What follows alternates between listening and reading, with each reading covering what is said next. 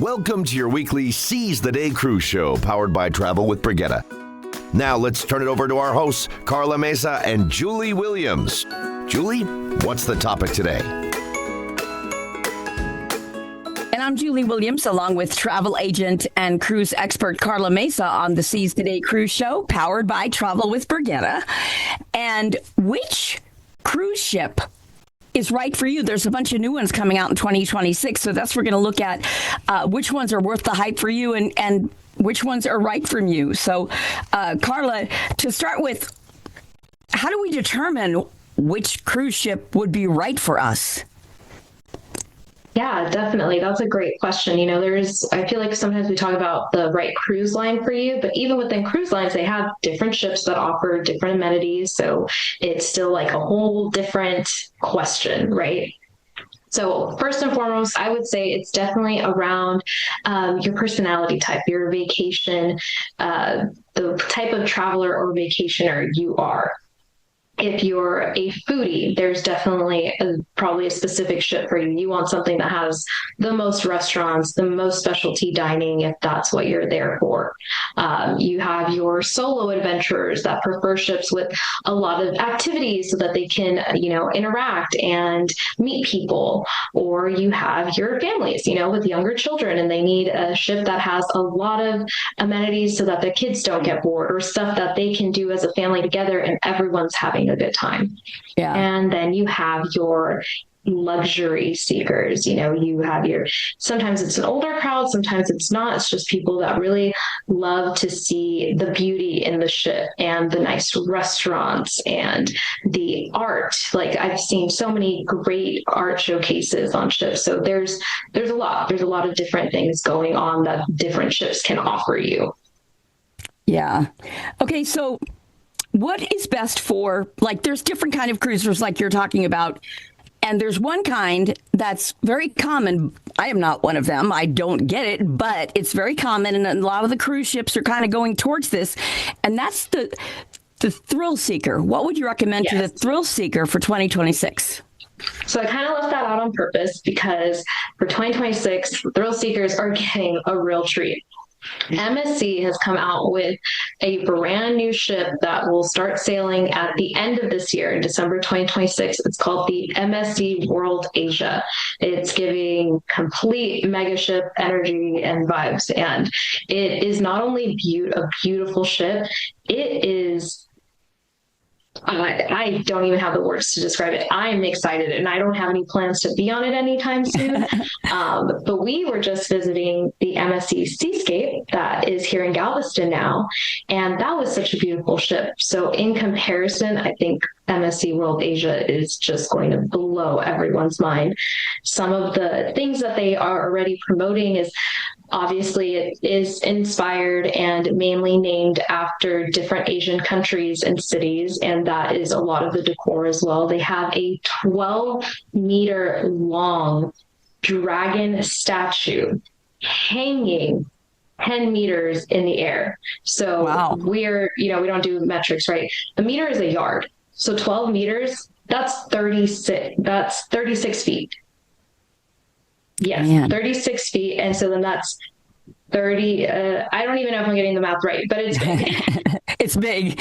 That's all we need to say. I know that. I know a meter is a yard. I can tell you that. And what we want to remind you is this is going to be starting, embarking at the end of the year. This is the time to book it. Yes, because, exactly. You're almost late to book it if you're less than a year out. So, and this ship is great for probably everyone we described. It has 46 bars, lounges, and restaurants. It has they have a roller skating rink in there, a whole kids clubhouse with bumper carts. They have one of the biggest spas they've had on their ships. They have their what they're known for, MSC, their yacht club, which is an exclusive suite area that has its again, all inclusive, that only those suite members get access to. So it's almost like your own little ship on a ship. But the real reason I think that this is the thrill seekers ship for this year is because of its itineraries, actually. It's doing longer itineraries, and a lot of them are they're point A to point B. So the first sailing is actually going to start in Barcelona, and it's coming all the way down to Miami. Wow. Yes. And then I think they're doing like a Miami to Miami, but then they're doing like Miami to Los Angeles and Los Angeles to Panama. So it's a really great ship to get on if you want to explore. You're a thrill seeker. There's so much to do on the ship, but then there's going to be so much to do off the ship as well. Right. But you don't have to sit in a monotonous cabin day after day after day when you go transatlantic. Or Trans-Pacific, So remember, bookings at travelwithbrigitte.com is where you should go to get more information. Make sure this is right for you. Make sure whatever cruise ship is right for you.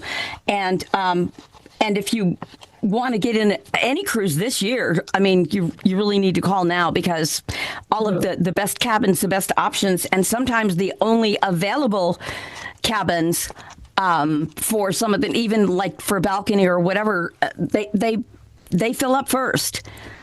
And so depending on what it is that you want to do. Okay, now, Karla, I am a luxury lover. It's a little out of my budget sometimes, but I am a luxury lover.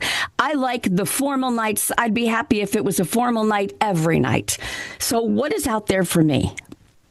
So we have Regent Cruise Lines. They came out with their first new ship in 10 years. Okay. So this is a whole new revamp for them. They're already a very established, probably the best luxury cruise line, I would say, because they're very, you don't hear a lot about them. They don't need a lot of marketing because the experience speaks for itself. They've been around for decades. I was on the Regent Star one time. I mean, like probably in the 90s. Yeah, it's a totally different vibe. It's not a mega ship. It's actually under 500 guests that will be on this new ship. It is all suites. All rooms are considered suites, and every room has a balcony. So that's amazing too. That lowest price, it's not even an interior room. It is already a balcony. You don't have to upgrade to that.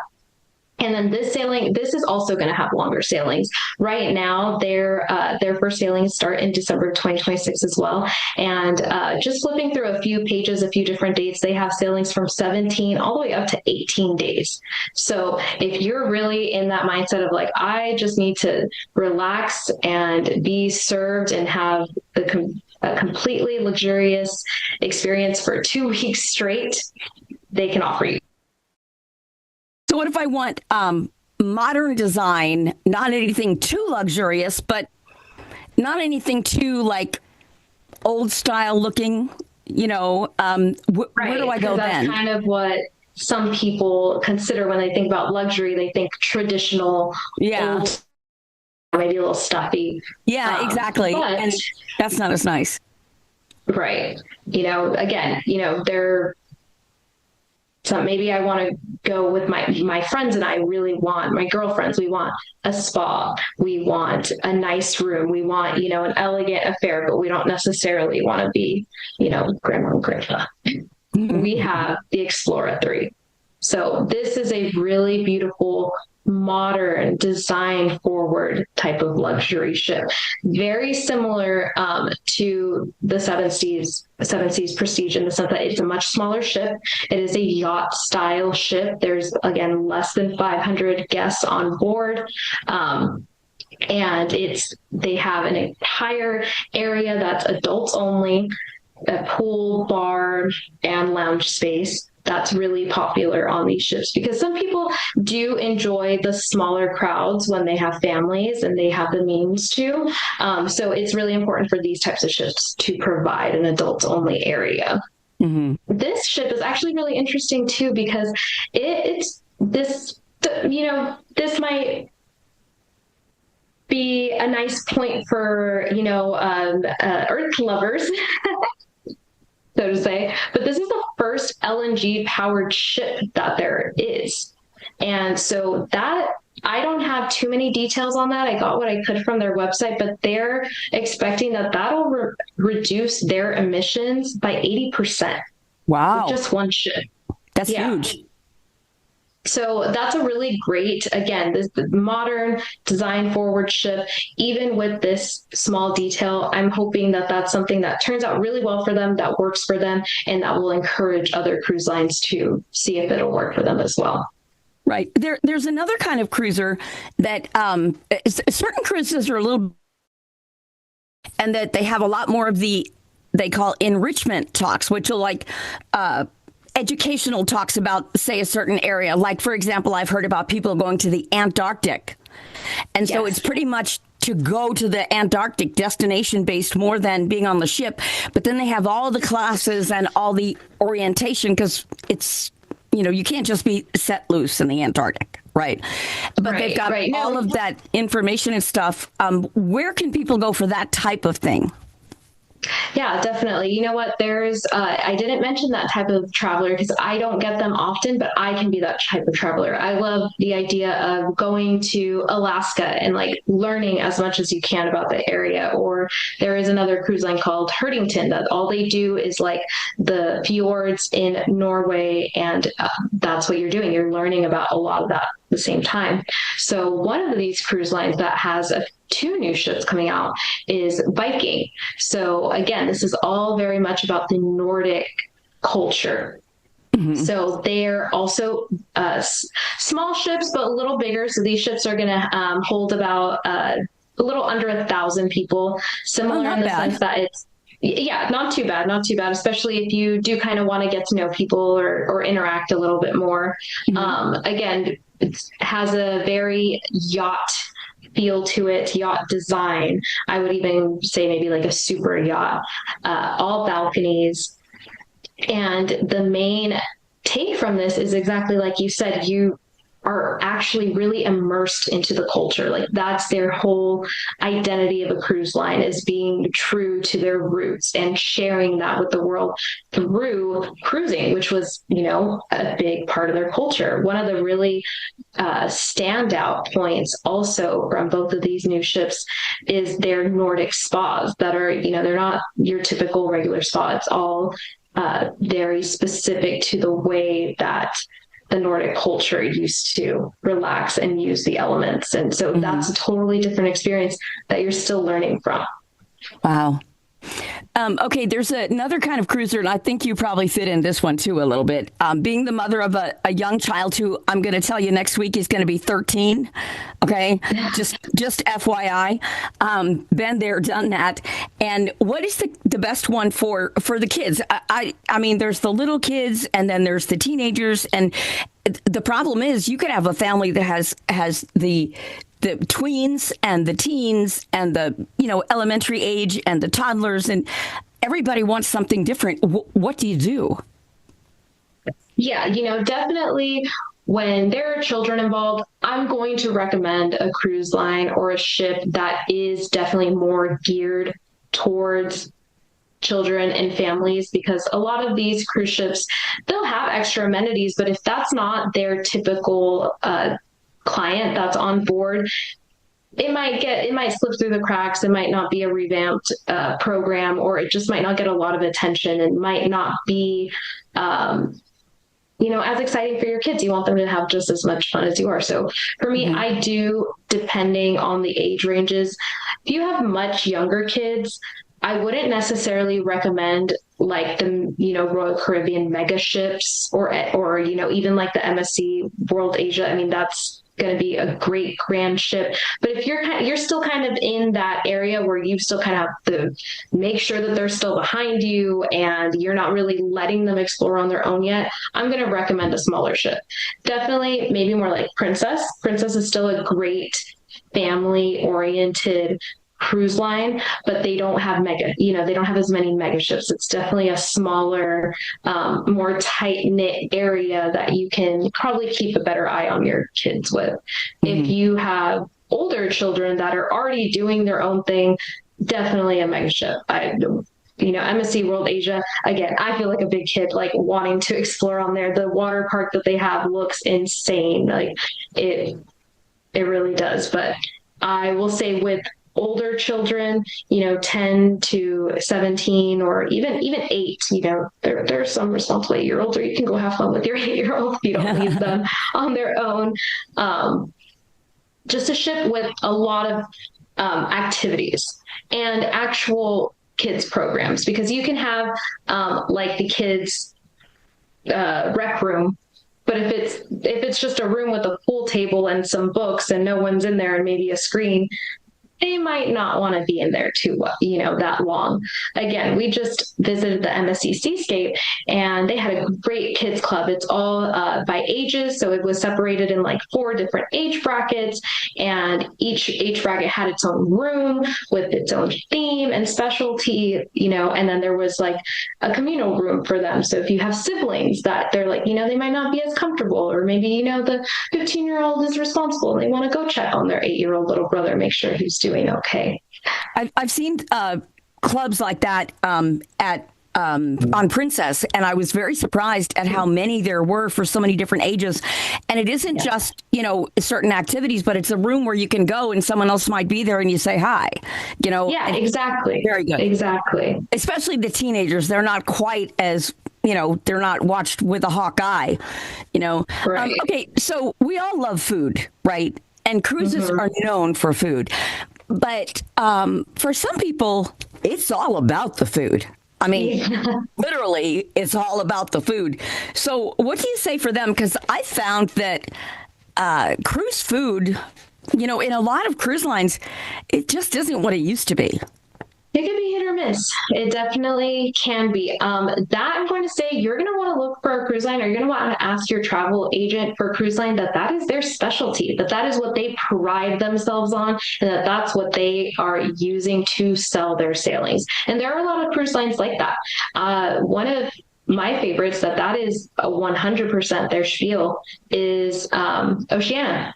They are a foodie cruise line. Whichever ship you are on, that is their main focus, and that is the impression they want you to leave their ships on. They want you to have the best meals of your life on their ships. So again, you just have to choose the cruise line that is giving you exactly what you want. And each cruise line has something different. They're not all focused on feeding you. Some of them, again, they're focused on making sure you had the, best massage of your life, or you saw the best show you've ever seen, or you had the funnest day at the water park with your kids. Everyone has a different focus. Every ship has a different focus they really want you to leave with an impression of. And for me, when I cruise, I typically cruise with a friend, but I'm single, and I would not mind going on a solo cruise, but I can't find one that, doesn't charge me twice as much because there's an extra bed, or, I think it's Princess has a new, club area that's just for singles, but I think they're all inside cabins, and I want a balcony. But it seems like they don't want to spare that for we menial singles or solo travelers. So what is coming up for us in 2026 that can help with, maybe not having at least so much of a single supplement that we have to pay, or having, I've gone to like a singles meeting before and nobody shows up but me and my friend who's with me. The two of us show up and there's like, where is everybody? There's nobody there, So do you have any suggestions or any changes, anything that's coming up, any cruise lines you can think of? I haven't necessarily heard anything concrete coming out this year. I know the Norwegian Cruise Lines, they introduced solo cabins in their ships, and we were really hoping that was going to encourage other ships to do things similarly. But I think just similar to what you just said, they've come up with some hurdles, one being they're all interior. They are small, which, some people are okay with that. Some people aren't. So that's something that probably needs to be worked on, is finding maybe a more suitable area of the ship to dedicate those smaller cabins to, so that they're, don't feel like an afterthought. That was kind of my idea. I feel like they're making us the second class cruiser. You guys go sit in the back row. Exactly. Right? Exactly. I mean, it's like I'm willing to pay for a balcony cabin. I'm just not willing to pay for 2 people. Right. So if it's a little so bit smaller, but it's a balcony cabin, I would do that. Yeah. So hopefully we will see that, because I do think there is an influx of solo travelers. I personally haven't done it myself, but I've always wanted to. And cruising just doesn't seem like the place to start with it. But solo traveling is a huge market. A lot of people do it. So if a cruise line were to think about it and execute it correctly, there is a market for them to tap into. So hopefully we'll see that in the next few years. Yeah. We're going to be back in just a second for Karla to share how to tell if a ship is actually worth the hype. And then in the meanwhile, I wanted to let you know we have a free digital download for you, kind of a recap down in the show notes. So you don't have to memorize everything we're saying, sort of a way to tell if a cruise line is worth it for you. You're listening to the Seize the Day Cruise Show, powered by Travel with Brigitte. We'd love to hear what you have to say about this topic, so be sure to leave a comment below. Okay, Karla, so how do we know if a new ship or a new itinerary or whatever is going to be worth the hype for us? So it's all really going to depend on, every individual and what they're looking for. But what I will say, when you're looking at a new cruise ship and you're just kind of like excited at the idea that it's new and that you're going to be one of the first people on it, and what are the amenities, I want to encourage you to look at the previous ship, because some of these cruise lines, they're pumping out new ships every year, and there isn't a big difference per ship. Maybe there's a big difference between year 1 and then year 5. But like I said earlier, Regent, this is their first ship in 10 years. Wow. That's worth the hype. I will encourage anyone to go and say that they were on the new cruise ship. Celebrity cruise lines, they do ship lines, if that makes sense. So like right now, the ship line that they're on, they have a new ship coming out this year. It's called the Celebrity XL. But they had a new ship last year called the Celebrity Beyond. There's almost nothing different between the two ships. It's almost the exact same design. It's almost the exact same specialty restaurants. They both have the new magic carpet restaurant that moves up and down. So in that scenario, I would say, no, the new ship is not worth the hype. Do the older ship that was, just came out last year, or even the one that came out the year before. It's almost identical, and it's probably less expensive because it doesn't have as much hype around it. So it really just depends on what the new ship has to offer. Does it have anything new to offer other than it's just a new ship? Yeah. A lot of influencers I hear get all excited about, this new ship comes out and I want to be on the maiden voyage. So okay, what's that about? Is it more expensive? And who cares? I mean, what's so different about a maiden voyage? Seems like it's more likely to have things go wrong. I agree. See, I am that type of person. I am the person that says, I'm not going to the new place until a month later when they've figured out all the kinks. I am not the person that wants to be number one in line. But there are different personalities that do like that. They want to say, yes, I was on that first sailing. They want to say, yes, I was there and I witnessed that go wrong, and then I witnessed them fix it. Or, again, it's a big thing for influencers to get the content out there. So they want to be the first ones to show you what the ship was like. Mm-hmm. And so it's very different from like the average cruiser. Exactly, from the average cruiser. Again, if it's something where that's like your that's part of your personality, where you like to be the first one there, you like to have the first experience, you like to share with people, and be the one to say, oh yeah, I did that already and I can let you know how it was. You have all those people that wait in line for the new iPhone type of thing. Like, different personalities. That's right. Hey, we would love your input. Let us know what kind of cruise personality are you? Share the comments below. Let us know, like, your travel personality. Are you the foodie, the thrill seeker, the luxury lover, the family first person, the solo adventurer, the highbrow history buff, whatever. We would love to hear who you are, because we're all so different. We cross over a little bit, but we are all all so different. We're Karla and Julie on the Seize the Day Cruise Show. Thank you for joining us this week. On behalf of the entire team at the Seize the Day Show and also at Travel with Brigitte. And until next time, we encourage you to seize the day. Thank you for joining us today on the Seize the Day Cruise Show, powered by Travel with Brigitte. If you enjoyed today's episode, you know the drill. Like, subscribe, and share. And don't forget to add your own 2 cents below. By the way, you can book a cruise 24/7 at bookings@travelwithbrigitte.com. Let us show you how we can get you a better value than you'd get on your own.